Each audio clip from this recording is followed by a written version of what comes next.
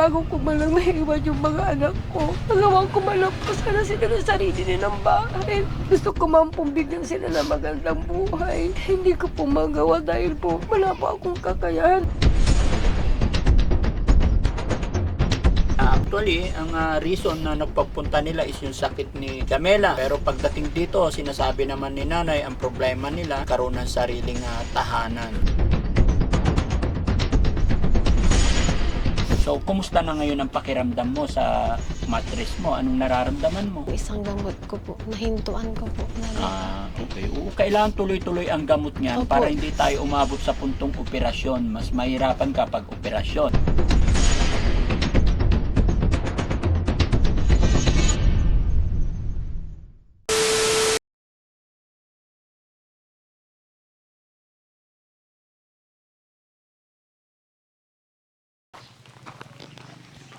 Yan mga kababayan, mga kabarangay, panibagong araw, panibagong vlog. At sa araw na ito mga kababayan, pupuntahan natin itong isa nating kababayan, kapatid na nagpunta sa ating bahay kamakailan. At nakuha ng team yung kanilang saktong location. Kaya naman ito, bigyan din natin sila ng pagkakataon, malaman kung ano yung kwento ng kanilang buhay. Samahan niyo po kami mga kababayan. Pero bago tayo magpatuloy, shoutout muna sa lahat ng ating mga kababayan na nakasuporta sa Team Daddy Frankie, sa ating mga butihing sponsor. Maraming salamat sa walang sawang suporta at pagtitiwala. Mga kababayan natin OFW, mga kababayan natin nasa ibang bansa, mag-iingat po tayong lahat mga kababayan. Lagi tayong magdasal, lagi tayong mag-iingat saan man ang punta natin. Maraming salamat and tuloy-tuloy po tayo sa... Hello po! Magandang umaga. Pwede tumuloy? Sige. Pasok ako. Okay. Anong pangalan ni ma'am? Jamela, Jamela. Ilang taon si ma'am Jamela? 26. 26. Sino kasama nyo dito? Si mama ko po, tas si mga kapatid ko. Okay. Andyan ang mama mo? Nandito po. Pwede rin tawagin? Pwede. Busy yata. Ma. Hello, Nay. Magandang morning po. Magandang umaga po. Kumusta? Good morning din po. Good morning po. Ayan. Napunta daw kayo sa bahay namin nakaraan? Kamakailan? Opo. Okay. Galing po kami. Ah? Galing po kami dun sa inyo po. Okay. So, pwede ba tayo umupo para makausap ko kayo ng maayos? Ay, opo. Kilala nyo naman na ako. Opo. Yes. Sige po, upo tayo, Nay. Ma'am, upo tayo. Okay. And then, didikit ko lang yung mic kay ma'am. Ma'am, papisil. Okay, sige. Tulungan kita, ma'am. Yan. Isa pa, kasi medyo mahina ang voice ni ma'am. Ito po bahay nyo. Opo. Bahay nyo po sarili to. Hindi po, Daddy Frankie, nakikitira lang po kami dito. Kanino po ito? Ano po, bali sa dati po, ng kinakasama ng anak ko. Sa kanila po ito. Okay. Mm, By the way, bago tayo magsimula, anong pangalan ni nanay? Josephine po, Piliedo po. Ferrer. Anak niyo po siya. Opo, panganay na anak ko po. Panganay na anak. Nasaan po asawa niyo, nay? Patay na po. Ilan po anak niyo? Bali, 4 po sila. So, panganay si Josephine? Si Jamela. Jamela. Opo. Jamela, 26 years old. Opo. Sinabi niyo na may kinakasama siya. Opo. Dati? Dati. Ngayon, Parang wala na po. naghiwalay kayo. Parang ano po. O, parang ganun na po, Danny Frank. May anak kayo? Wala po. Okay. Sige. Ano po ang problema or anong kailangan at nagawi kayo sa bahay ng Daddy Frankie po? Yung sa sakit ko po, Danny Frank. Ay, may sakit ka. Meron po yung sa bukol po ng mattress ko po. Bukol sa mattress. Opo. Paano mo nalaman may bukol ka sa mattress? Nung ano po, nagtatrabaho po ako sa Maynila po, pina-ultrasound ko po, meron daw pong bukol sa mattress ko po. Tapos nung ano po, sabi ko kay mama ko, pinauwi po ako kasi para maanggamot ko pa po yung yung sa mattress ko po. Kasi po nung naggagamot po ako, kaya ano po. So ultrasound pa lang ang naganap. Opo. Tapos may nareseta po na sila na gamot po. Ayun po yung ginagamot ko po ngayon. Okay. Kailan po yon nangyari yung pa-ultrasound? Nung ano po, December po nung nandun pa po ako sa Maynila po. Okay. Since na-ultrasound ka hanggang ngayon, ano na po yung mga pinagagawa niyo? Nagpapunta ka na ba na ibang ospital? Nagpa-check ka na ba? Opo, dito po sa hospital po sa Kabatling. Kabatling. Ano sabi nila sa'yo? Ayun po, yung kailangan ko daw po ulit magpa-ultrasound para makita po nila kung ano na po yung ano niya po sa loob daw po. Hindi ko pa po napa-ultrasound, Daddy Frankie, kasi po kulang na po yung pera namin. Kulang ang pera. Opo. Opo. Kailangan kasi sa mga ganyan, kailangan masigasig, matyaga, pumunta dyan sa mga ospital na pampubliko. Ano?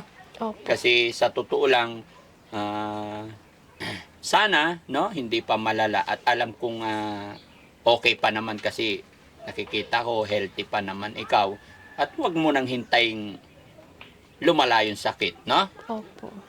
Bakit nga ba hindi nyo may pagpapatuloy? Paano nga po ba kayo na bubuhay dito ngayon, Nay? At Ano po? kumusta ang buhay nyo? Pwede ba si Nanay naman? Sige po. Ang buhay po namin, Daddy Frankie, masasabi ko po, talaga pong napakahirap. Kasi po, ako rin po kasi, Daddy Frankie, may sakit din po ako, goiter sa loob. Hindi ko po rin po may paggamot-gamot. Dahil po, syempre, saka walang po ng pera. Dahil wala na po kasi ako asawa. Ang hanap buhay ko lang po dati, nagtitinda po ako ng bunles. Ngayon po, nakatigil ako kasi wala na po yung puhunan dahil nagagastos din po namin sa pang-araw-araw po namin pangangailangan. Pag minsan po, nagbubulbul na lang po kami ng maisang mga anak ko. Kahit hindi ko po kaya dahil sa sobrang init. Kinakaya ko po para lang po may makain kami sa araw-araw. Yun lang po hanap buhay namin. Katulad po ngayon, sabi ko hindi mo na ako magbubur po dahil ang dami po kasi namin labahan na. Kaya sabi ko bukas na naman, makapagpahinga naman ako kahit isang araw. Kasi syempre sa init po, itong matanda na rin po ako, hindi na po kaya ng katawan ko na ganun pong trabaho. Kaya yung gamot din ng anak ko minsan, pag binibilihan ko siya pero hindi po lahat na ibili ko. Ay, syempre ang hirap po kasi ng kalagayan ko talaga, Daddy Frankie. Wala na po kasi ako may ibang nahinga po ng tulong. Kundi sarili lang po namin na mag-iina. Ang alam ko na tutulong para sa amin. Hirap po talaga, Daddy Frankie. Ang hirap po ng Ilang taon po yung bunso nyong anak, Nay? grade 5 na po siya ngayon. May lalaki ba? Puro lalaki na po. Mag-isa ko lang. Isang babae lang siya. Opo, panganay. Janela, uli? Jamela. Jamela. Ganda ni Jamela. No? 26 ka na ngayon. Opo. Anong trabaho mo sa Maynila before? Ano po yung nagtitinda po sa parang grocery. Okay. Sales lady. Opo, Sa parang- loob ng mall. Sa ano lang po, parang maliit lang din po na tinda. Maliit lang. Parang mga convenience store lang. Opo. Ilang taon ka doon? Ano po, bali, matagal din po. Anong taon ka nagsimula magtrabaho doon? Bali, 1 taon po. Hindi, how old are you nung nagpunta ka ng Maynila? 25 po. 25. So bago pa lang. Opo, bago pa Okay. lang. Nabanggit mo sa akin, may dati kayong kinakasama. Ay, may dati kang kinakasama. Meron. So ano nangyari? Asaan siya? Ano po, nandyan po sila sa bahay po nila. Okay. And then, itong bahay na to sa kanila. Opo, sa kanila din po. So okay pa kayo? Ano po, nakikisama na lang po ako, Daddy Frankie. Okay. Sige, wag na natin pag-usapan yon. Yung problema mo na lang, no? Gaano nga ba kahirap ang buhay pinagdadaanan ni Jamela ngayon? Pwede bang kwento mo sa akin? Napakahirap po, Daddy Frankie, kasi po, iniisip ko din po yung yung mga kapatid ko din po. Tapos naawa din po ako kasi itong bahay din pag minsan yung parang gusto ko na rin po silang yung i-ano po sa yung makalipat na po kasi naawa na din po ako kay mama ko kasi po pag minsan nauulanan sila dito. Kaya po nung pumunta po ako nagtrabaho po, ano po, sabi ko yung baka para makalipat na po sila.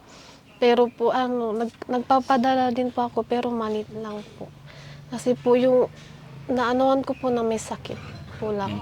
So hindi natuloy yung pangarap mong makatulong sa mama mo kasi na-notify na may sakit ka. Opo, So kaya ngayon, nandito ka lang. nandito lang po, tinutulungan ko lang din po si mama ko dito sa gawain bahay po. Tapos sila po yung nagboborbor na lang po ng mais.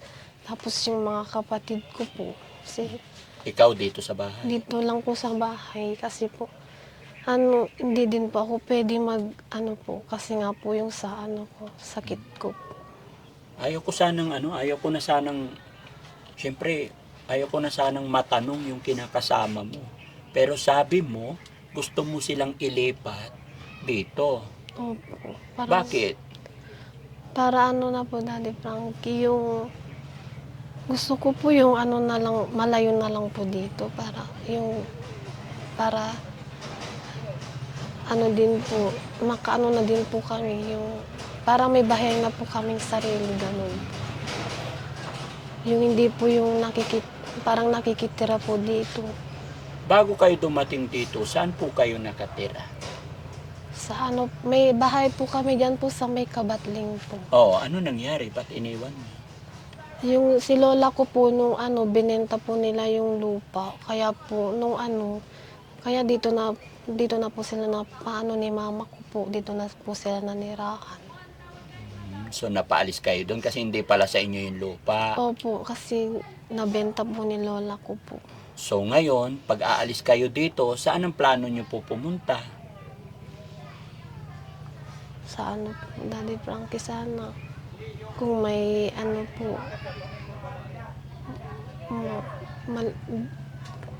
kahit po saan po kung pwede pong lumipat basta yung makaalis lang po kami dito. Pero hindi tayo makakalipat o hindi kayo makakalipat kung hindi kayo bibili ng lupa. Di ba? Kasi Opo. dito sa Pangasinan, wala naman na yung mga rights na nangyayari yata dito. Puro may title lahat, no? Opo. So gaano kahirap yon yung ganong sitwasyon na walang kasiguraduhan yung titirahan ninyo? Paano mo iniisip yung mga ganon? Ano yung mga strategy na iniisip mo para matugunan yon? Po, Daddy Frankie, pag minsan na lang po, nagdarasal na lang po ako sa Panginoon para kung sakali pong may makadulong po sa amin, para makaalis na po kami dito.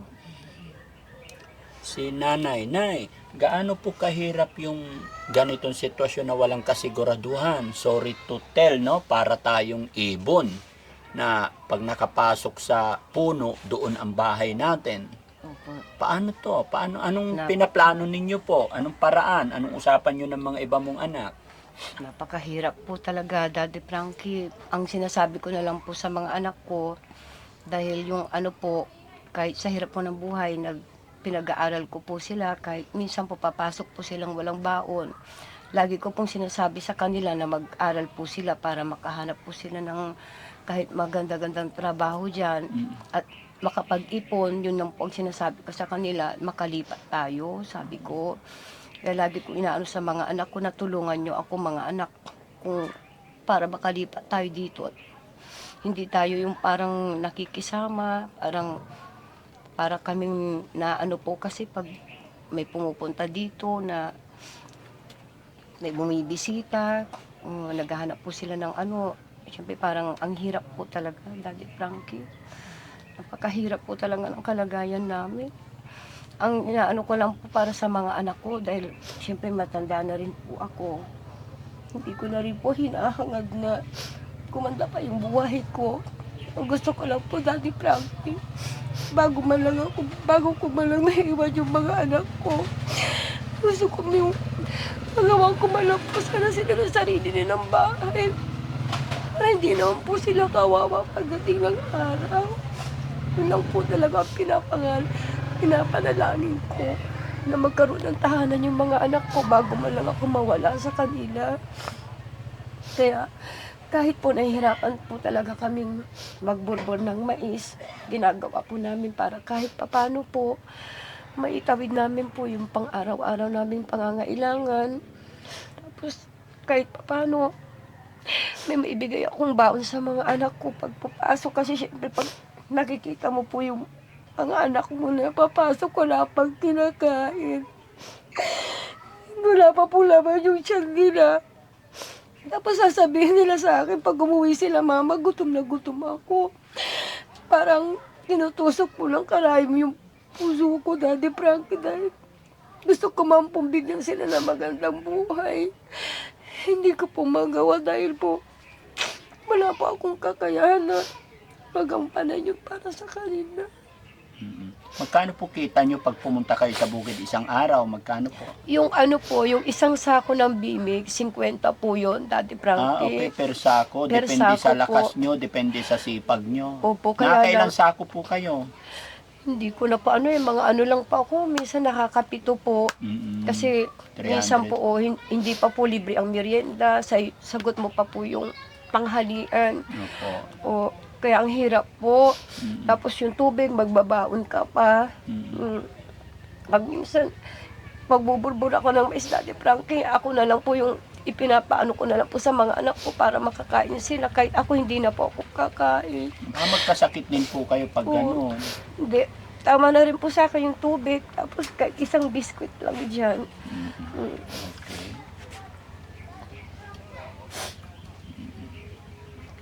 So, matanong ko naman si Jamela naman. Jamela, nakapag-aral ka ba? Hanggang saan ang natapos natin?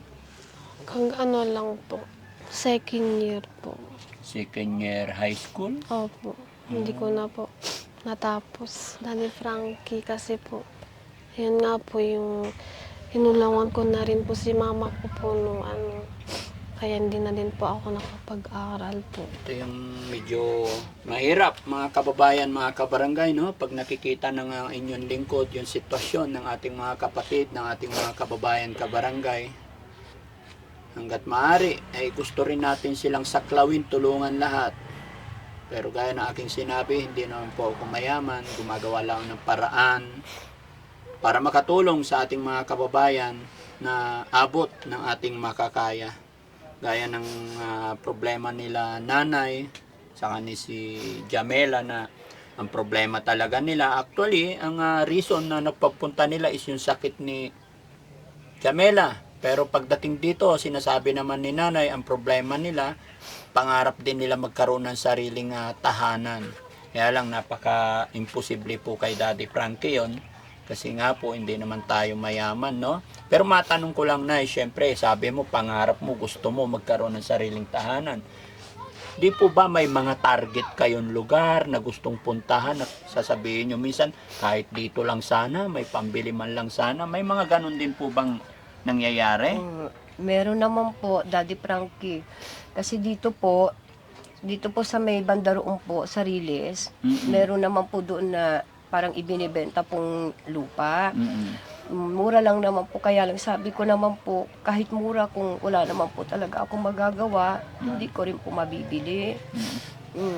Kaya sabi ko nga po sa mga anak ko na mag-ipon-ipon tayo para kahit papano, kahit malit lang dyan, pagtiri ka lang ng matitirahan nyo, kako, na matitirahan natin. Ang importante masasabing sa atin, kako.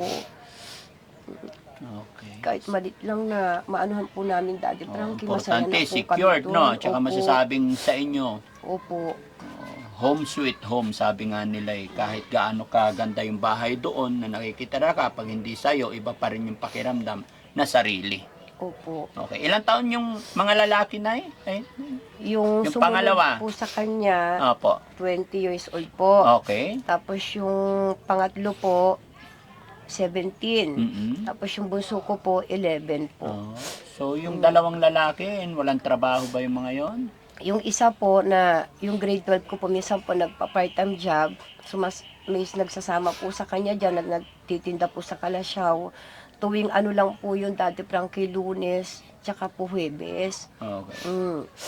Tapos po, yung anak ko na, yung sumunod pangatlo po, minsan din po, pag may nag-ano po ng nangangailangan ng, yung mag-ano po ng, maghahalo po ng simento, o mag-ano po rin ng mais, sumasama po sila. Para kahit papano din po, nakakatulong din po sila sa akin. Yun lang po talaga dati, Frankie, hindi po talaga sapat. Kasi syempre magkano lang po yung sinasahod din po nila. Tsaka may pangangailangan din po, lalo medyo binata na po. Nagbibili po sila na po ang bumibili ng gamit po nila para po sa May motor ba yung nila. isa niyong anak, Nay? Ano po, bali, inihiram lang niya po yun sa girlfriend niya. Sabi niya parang may motor yung isa niyong anak, hindi Opo, hindi po, yung motor niya po yun, nakikita lang po dito, pero sa girlfriend niya po yung sa Daddy girlfriend Frankie, hinihiram lang niya po. Kasi pag napasok nga po siya dyan ay, yung pasok niya po na tuwing Lunes at saka Huwebes, ginagamit niya po kasi nagko-commute na po siya. Okay. Mm. Sige, Nay, natanong ko lang po, ano? Opo. So, apat yung anak nyo, Nay, ito yung bahay nyo, dito po sila lahat natutulog. Opo. Paano kayo natutulog dito? Yung dalawa po, dyan. Dalawa anak yung nyo lalaki. dito? Opo. Tapos kami po, dalawa nung anak ko malit, dito po si Jamela. Tabi ko po yung anak kong grade 5 dito. Tapos siya po, mag-isa na lang po siya dito ay. Si Jamela, anong pangarap ni Jamela? Although kahit 26 ka na kamo. Anong pangarap ni Jamela? Pangarap ko lang po yung yung mabigyan din po sana ng magandang buhay si mama ko. Kaya lang po, hindi ko po natapos yung pag-aaral ko po. Kaya Bakit hindi mo tinapos kasi? sa hirap po ng buhay, Daddy. Okay. So, kumusta na ngayon ang pakiramdam mo sa mattress mo? Anong nararamdaman mo? Medyo okay naman na po. Pero po yung isang gamot ko po, nahintuan ko po, Daddy. Okay. Oo, kailangan tuloy-tuloy ang gamot niyan Opo. para hindi tayo umabot sa puntong operasyon. Mas mahirapan kapag operasyon, no? Opo. Alam mo, meron kaming natulungan na isa, hindi rin malayo dito, almost same po kayo, at nag-aaral siya. Nung una namin siya makilala, lapit-lapit maoperahan. Pero nung natulungan naman natin at yung nanay niya ay masigasig sa pumunta sa mga government, Opo. sa tulong din ng Panginoon, ngayon hindi na siya operahan. Gamot na lang. Kaya hindi po biro-biro yan, kapatid. Hindi yan pwedeng ipagsawalang bahala. Kailangan tuloy-tuloy ang gamot tsaka ipapacheck up. Sa totoo lang, minor pa lang yan. Opo. Hindi pa malaki ang gastos. Kaya bago lumala, dapat gawin nyo na. Kasi mas magkakaproblema kayo pag lumala na yan, operasyon, or ikakabigo mo pa yan. Real talk yan. Opo. Kaya wag natin na isipin, hindi, kaya ko pa naman. Hindi. Mas masakit pag lumala na, no? Opo. Okay. So yun mga kababayan, mga kabarangay, ito yung sitwasyon kalagayan nga po nila base sa kwento ng mag-inang ito. At ito, napaka-simpleng bahay. Kita mo naman yung kahirapan ng buhay talaga. Pero bilibaw kasi kahit ganyan, malinis. No? Ito po yung sinasabi ko na kahit maliit na bahay, kahit barong-barong yan, basta maayos, malinis, is napakasarap sa pakiramdam. No?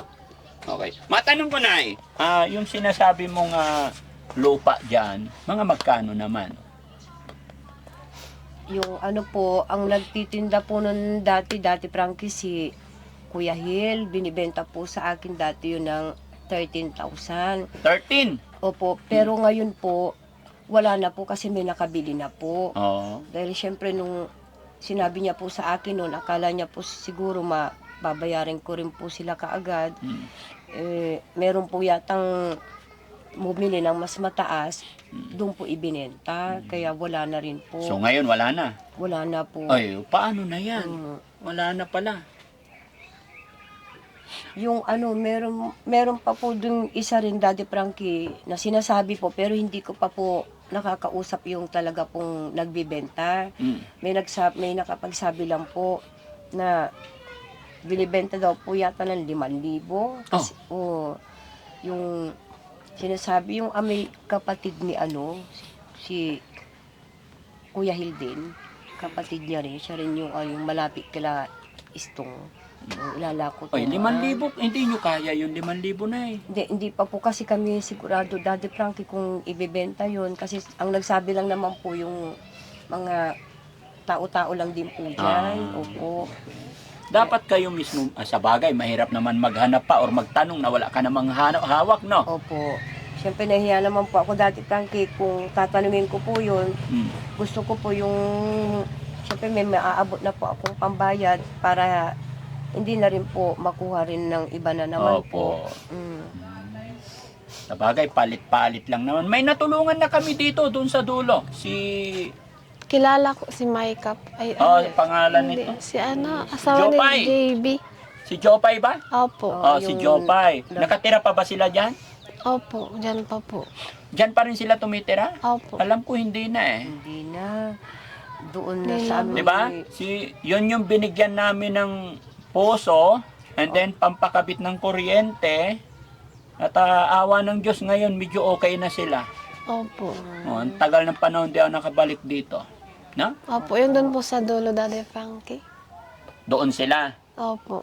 Oo. Malayo yun eh. Nilakad namin.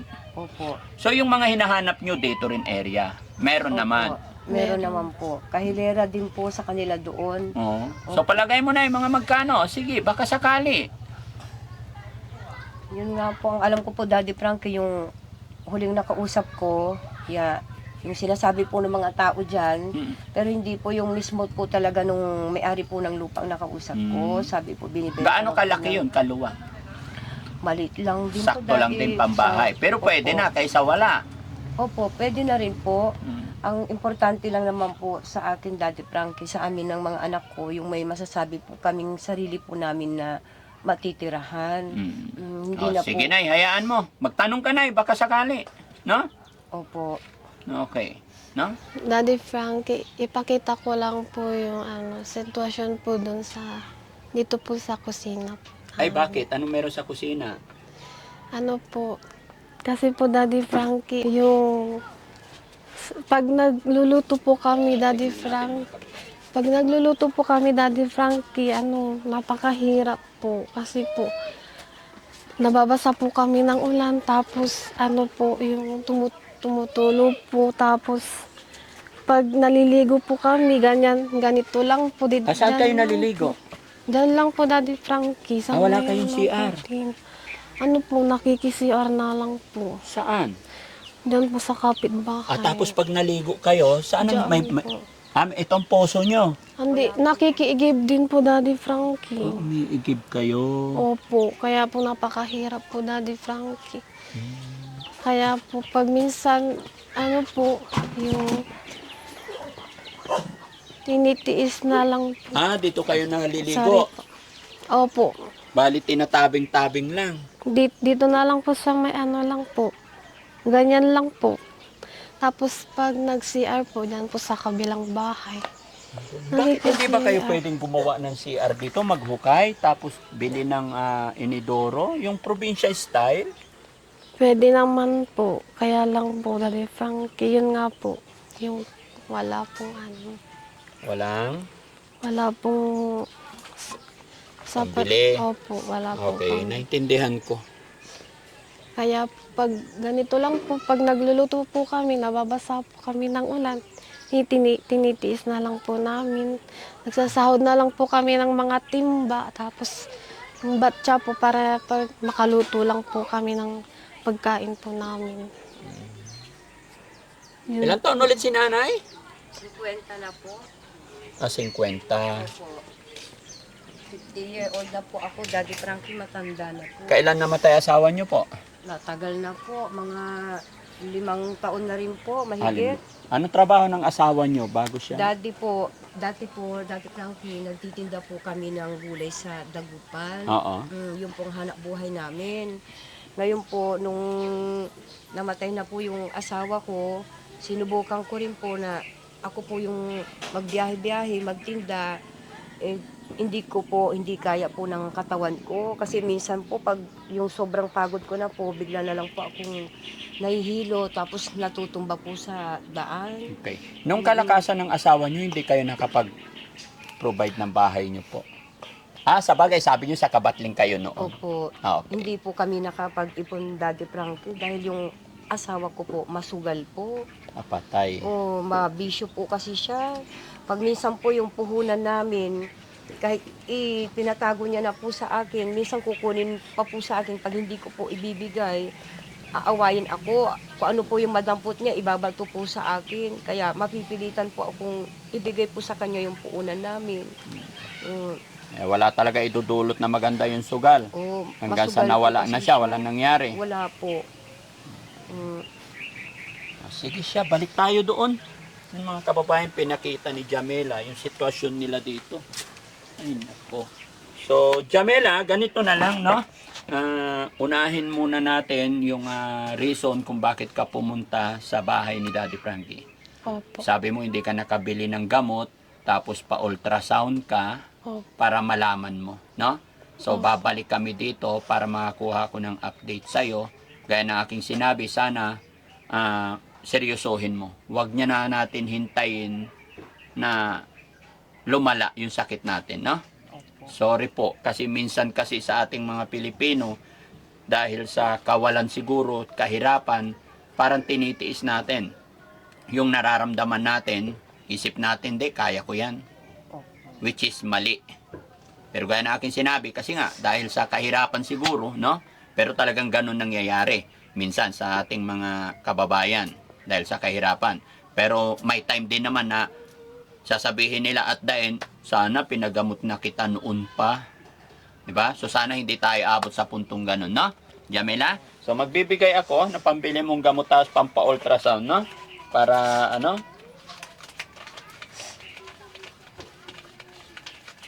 Tapos, try namin bumalik dito kung ano ang magiging finding sa ultrasound mo. Okay, Jamela? Keep on praying lang tayo. Wag lang tayo mawala ng pag-asa. No? Malalakas pa naman kayo. Mga bata pa. Lalo na yung mga anak mo na, yung mga lalaki. Usap po kayo, family. Heart to heart. May mga trabaho naman, mga binata pa naman. Mag-ipon po tayo. No? Para ma-reach natin yung mga gusto natin. Okay? Jamela, kamay po. 1, 2, 3, 4, 5, 6, 7, 8, 9, 10. Sana makatulong yan, Jamela, okay? Maraming salamat po, Daddy Frankie, po, sa inyo po. Mm-mm. Kasi tinulungan niyo po ako. Mm-mm. Kaya po nagpapasalamat po ako sa inyo. Okay. Tapos nakapunta po kayo dito sa bahay po namin. Jamela, 26 years old ka na. Opo. Be matured. Sa nakikita ko kasi sa'yo, parang bata pa yung ginagalawan mo. Pero 26 years old, be matured na, ha? Opo. Okay? Nanay naman, anong masasabi ni nanay? Iyak nang iyak si nanay. Anong masasabi mo nakarating ang Daddy Frankie Siyempre dito? po, napakasaya, Daddy Frankie, dahil po natulungan niyo po kami. Lalong-lalo na po yung anak ko na, siyempre pangarap ko pong mapagamot yung sakit niya. Wala lang po talaga akong kakayahan para magamot siya. Kaya nagpapasalamat po ko sa inyo na napakarami, Daddy Frankie. Dahil sa tulong na binigay niyo po, mapapa-ultrasound ko na po yung anak ko. Yes. Mapapabili ko na po siya ng gamot niya. Yes po. Kaya, salamat po talaga, Daddy Frankie. Walang anuman, nay. Maliit na bagay lang po yan, kumbaga, no? Dahil po napunta kayo dito sa amin.